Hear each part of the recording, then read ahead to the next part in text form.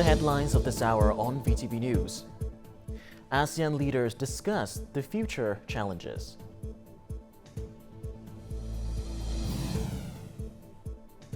And later on, agricultural businesses set to boost global market presence.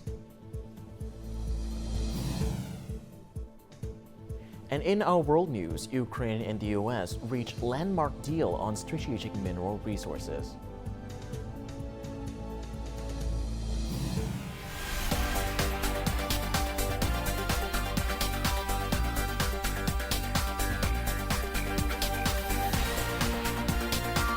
Broadcasting from Hanoi, the capital of Vietnam. VTV News starts right now. Good afternoon. It is currently 3 p.m. local time and you're tuning into 30 minutes of VTV News. I'm Lin Lei with the latest updates. Now, in a special ceremony marking 70 years of Vietnam's healthcare sector, State President Lương Cường recognized the contributions of medical professionals across the country. During the event, he reaffirmed the government's commitment to prioritizing healthcare in its national development strategy. With more than 13,000 healthcare facilities nationwide, basic healthcare services are now accessible to even the most remote areas. The president praised the dedication of healthcare workers, emphasizing that their efforts are a source of national pride. He also highlighted the importance of continuing to improve the healthcare system to meet international standards. This includes building a nationwide healthcare system, improving specialized medical services, and developed a dedicated, skilled healthcare workforce, particularly in undeserved areas. During the ceremony, the state president awarded the title People's Doctor to 46 outstanding healthcare professionals for their exceptional service to the nation.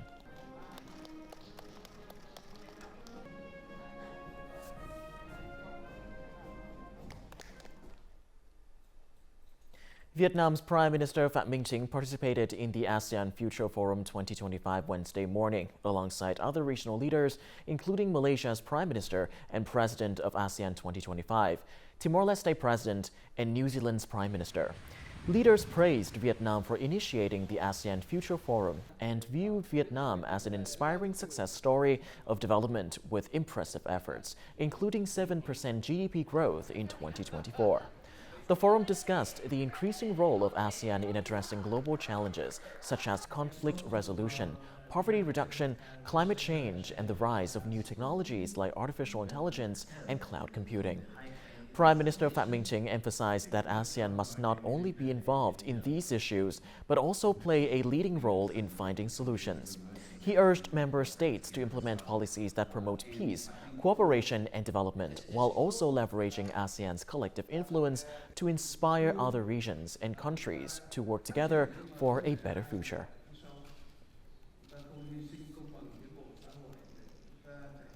Following the opening session, the ASEAN Future Forum 2025 hosted two plenary sessions focusing on key trends shaping ASEAN's future and strategies to address emerging challenges. The forum also fostered open and constructive dialogues to help shape ASEAN's long-term prospects. Delegates discussed global and regional trends that could impact ASEAN, highlighting challenges such as geopolitical tensions, climate change, global supply chain shifts, and regional security concerns. The pressures on economies and trade, and that can affect the safety and security of our supply chains. So we have to keep our ear to the ground about developments and understand what's happening. There's people speaking about the potentials that digital technology brings, but what are the risks? And I think that's quite clear that a number of them exist. So it's important, I think, to understand fully what those risks are and then to determine how we can address them together. In this context, experts emphasize that ASEAN's success hinges on its ability to uphold unity among member states while advancing shared interests, despite growing external pressures. It's very hard, even as just a few countries can take action to secure its own supply chains, to secure its own environmental and climate concerns, or to address trade issues. So one of the things that ASEAN can do together is to, in that careful way of building consensus, come to a view where the ASEAN way, the ASEAN approach, becomes an anchor for that. To maintain its unity and centrality, which really the key for ASEAN to have the strength. And of course, going beyond that is to work with countries around the world where we have cooperation, relations and partnership with. As one of Vietnam's key multilateral events in 2025, the ASEAN Future Forum reaffirms the country's proactive leadership in advancing regional cooperation and development. By providing a dynamic platform for multidimensional dialogue, the forum aims to generate impactful ideas and initiatives for ASEAN's sustainable future. The European Union, or EU, has issued 16 warnings about Vietnamese agricultural exports in the first 2 months of 2025.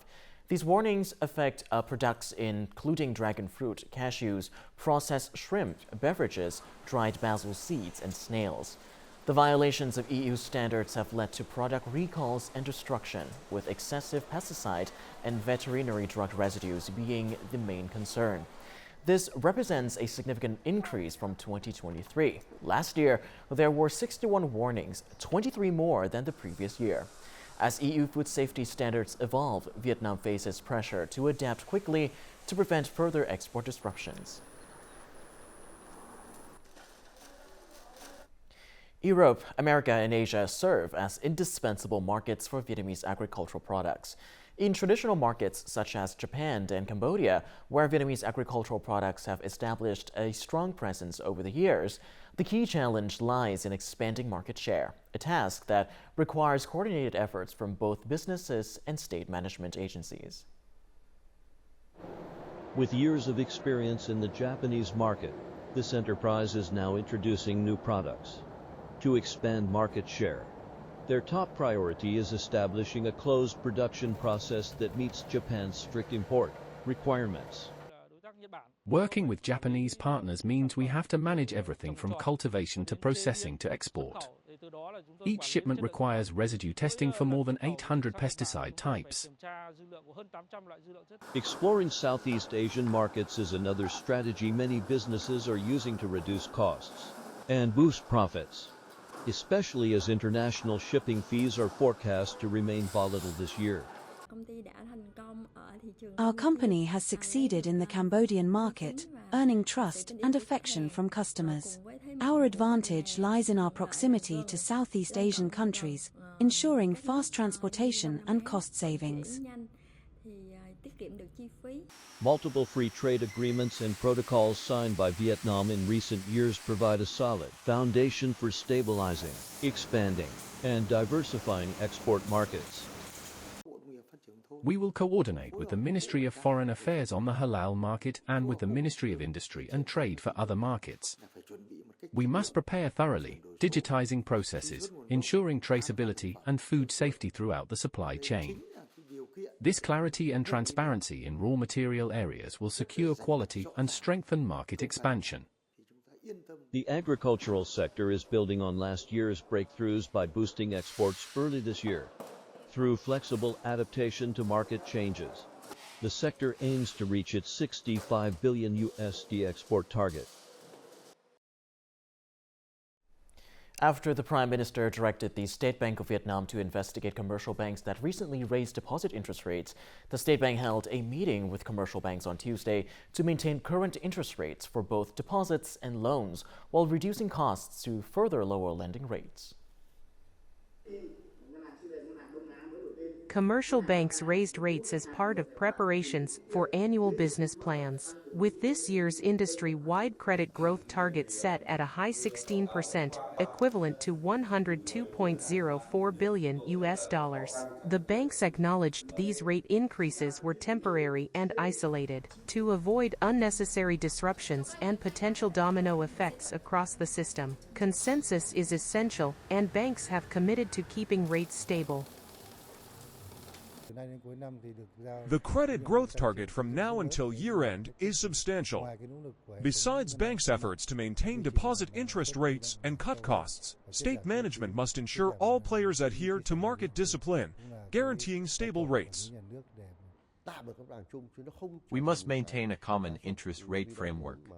Unusual spikes in deposit rates could trigger a domino effect, creating difficulties for the entire system. With a stable rate environment, credit institutions can confidently fulfill their roles.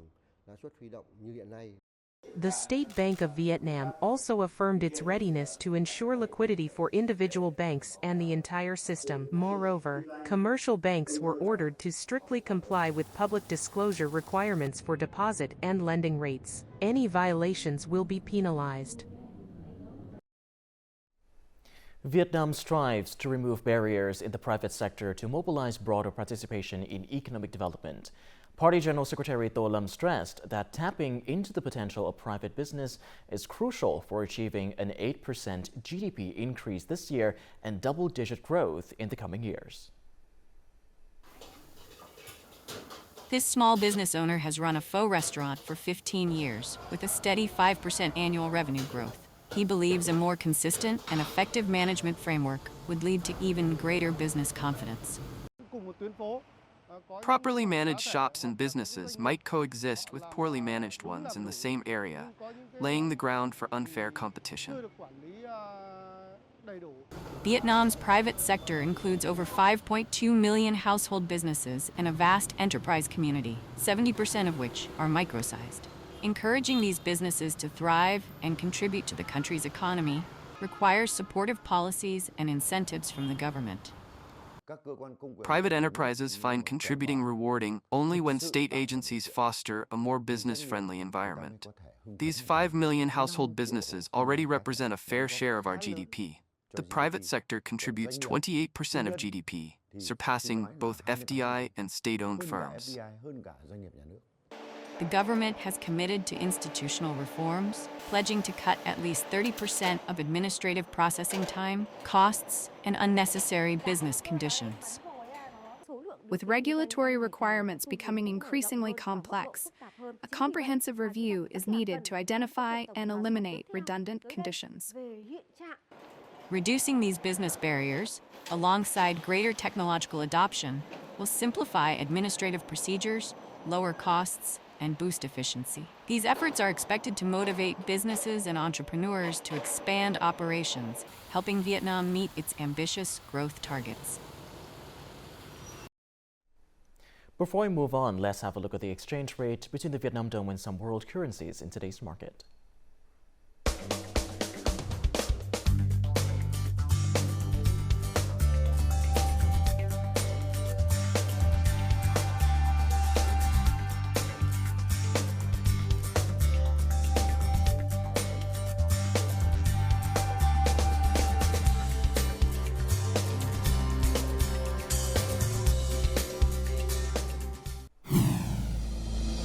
Coming up next on VTV News. Oil spill hits coastal areas in Vietnam.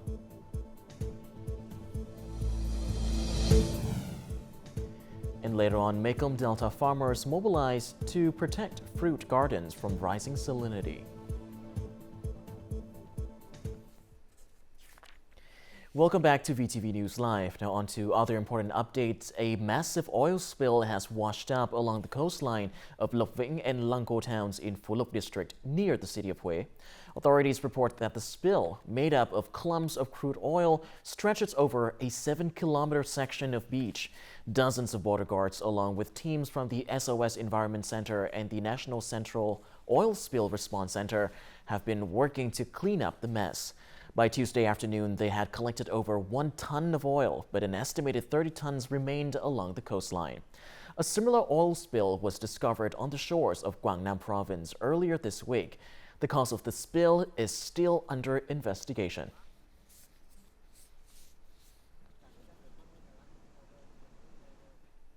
The Cà Mau Forest Protection Subdepartment reports that forest owners have completed fire prevention and firefighting plans and established response teams. Officials have mapped high-risk fire areas, access routes to forests, and available water resources.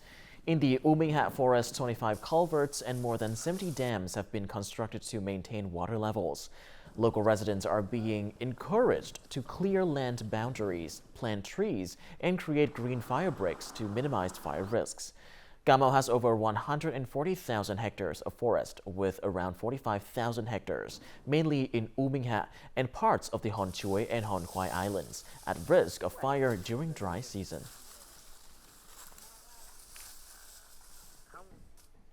Over the years, residents of the Mekong Delta have learned to handle saltwater intrusion by planning for its predictable patterns. This proactive approach minimizes damage, as orchard owners have developed effective methods to protect their crops from salt exposure. At the start of the dry season, Kiet took proactive steps to protect his 1.5-hectare jackfruit orchard, including pruning branches and monitoring salinity levels through local Zalo groups. He also installed a water-saving irrigation system for 1,000 trees. The water-saving irrigation system is used to maintain moisture for the trees during prolonged salinity. I find it very effective, as my trees have suffered minimal damage. Tien Giang Province has invested in 16 backup wells to irrigate the islands of Kai Lei District, an area known for its durian cultivation. During peak drought and salinity periods, authorities regularly inspect and maintain these wells to ensure reliable operation. The people of Long Duc Islet are pleased with the well operation, as it provides water during drought. Without it, they would have to buy expensive water, which would run out quickly for irrigation. Infrastructure projects have helped effectively manage saltwater intrusion in the Mekong Delta and made agricultural production more proactive. This is one of the smaller sluice gates, but when completed along with other smaller ones, it will protect about 20,000 hectares in Soc Trang province, which is a significant area. Saltwater intrusion during the 2024 to 2025 dry season continues to intensify. Combined efforts from the government, agricultural sector, local authorities, and farmers are helping minimize damage and protect agricultural production as climate change impacts persist. Authorities are working hard to support farmers in restoring production after severe flooding in Phie province. The unusually heavy rains over the weekend have caused significant damage to rice and crop production. In low-lying fields at the ends of irrigation canals, where no drainage systems exist, farmers are finding it nearly impossible to save their rice crops. This season, Phong planted 4.5 hectares of rice and invested about $2,200 in his crops. His fields, located at the tail end of the irrigation network, have been submerged under more than a meter of water for 3 days. Phong has lost all hope of saving the crop. The damage is too severe. There's no way to save it. We've lost everything. The rain was so unusual. I've never seen anything like this. Most of the flooded rice fields are located at the tail end of the irrigation canal system. In these areas, water that rushes in cannot drain quickly. In Binh Kinh commune, the floods have submerged 70% of rice fields, affecting 1,200 households, under up to 1 meter of water. Without additional rainfall, it will take at least 5 days for the water to recede. The water is everywhere, and there's no way to clear the flow. It will only drain once surrounding areas dry up completely. Phien's Department of Agriculture and Rural Development has provided farmers with guidance on how to recover submerged rice crops. However, for the deeply flooded areas near canal ends, there's serious concern that the unusual rains may destroy the entire summer-autumn rice crop.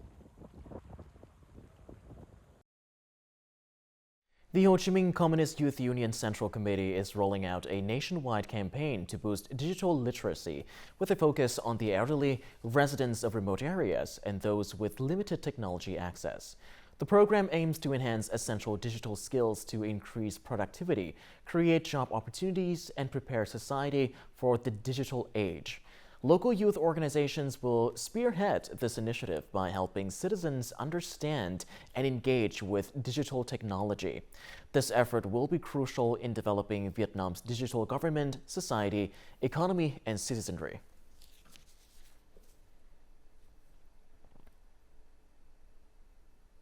Visitors to the Pac Bo Special National Historic Site in Cao Bang Province can enjoy free entry for the next 2 days as part of the 2025 Pac Bo Heritage Festival. The festival features a wide range of activities, including a water fetching ceremony, offerings at the Ho Chi Minh Memorial Temple, cultural exhibitions, and more. Pac Bo holds great historical significance as the birthplace of late President Ho Chi Minh's revolutionary leadership. After decades of traveling to find a path to independence, Ho Chi Minh chose Pac Bo as his revolutionary base in 1941, leading the fight for Vietnam's independence from this location.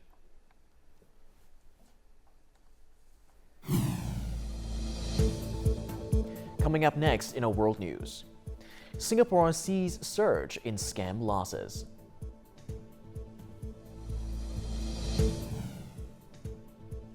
And later on, Ukraine and the US reach landmark deal on strategic mineral resources.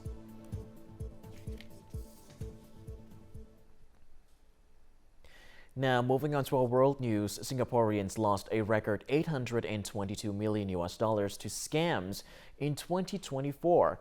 Police data shows a 10.8% rise in scams and cybercrimes, with losses soaring by 70.6% to more than $800,000. Cryptocurrency scams were the biggest culprit, accounting for nearly a quarter of all losses. E-commerce, job, phishing, and investment scams were also prevalent. While seniors over 65 made up only 8.4% of victims, they suffered the highest average losses. Singapore's anti-scam efforts recovered over $182 million. Police urged citizens to take precautions and call on businesses, especially banks and online platforms, to enhance security measures.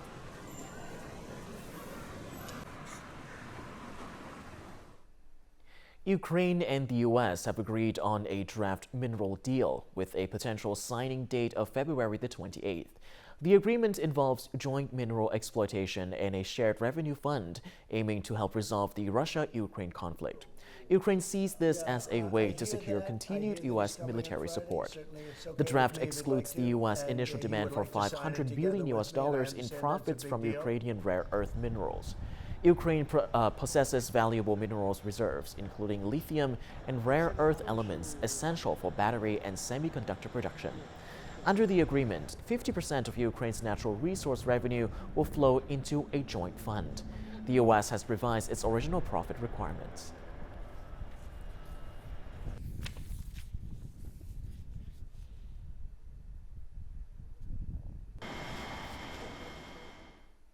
The UK Prime Minister has pledged to raise defense spending to 2.5% of GDP by 2027, signaling to US President Trump the UK's commitment to strengthening Europe's security.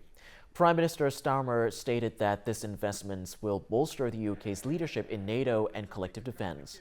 To fund this, the government plans to cut foreign aid from 0.5% to 0.3% of GDP. The UK may increase defense spending to 3% of GDP in the next term. This commitment precedes talks with President Trump in Washington on February the 27th regarding Ukraine, where Trump has called for NATO allies to raise defense spending to 5% of GDP.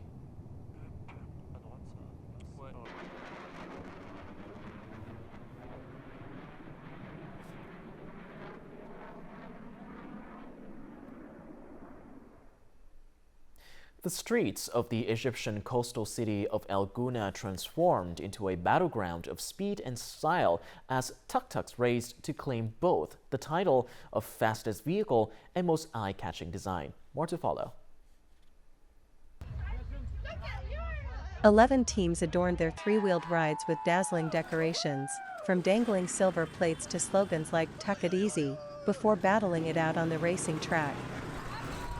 Today is the Red Bull Tuk-tuk race 2025 in Gouna, and we are just on the way to the start line. It's a bit of chaos as expected, but it's all gonna be fine. And we're gonna win. And then we go and see a Formula 1 race. Woo-hoo! كله هنا جاي عشان البرايز اللي هي VIP Formula 1 tickets وقشطة. We're excited. The Giacomo team crossed the finish line with the fastest lap, earning them the title of the fastest tuk-tuk in the Middle East and winning them tickets to the Formula 1 Qatar Airways Azerbaijan Grand Prix 2025 in September. And I'm very happy that Bianca, the tuk-tuk that won the race together with me and Matthias, is now officially the fastest tuk-tuk in the Middle East. The race, held on February 21st, was organized by Red Bull and marked Egypt's first official tuk-tuk race. Up next, let's have a look at the weather forecast for Vietnam and other locations in the world.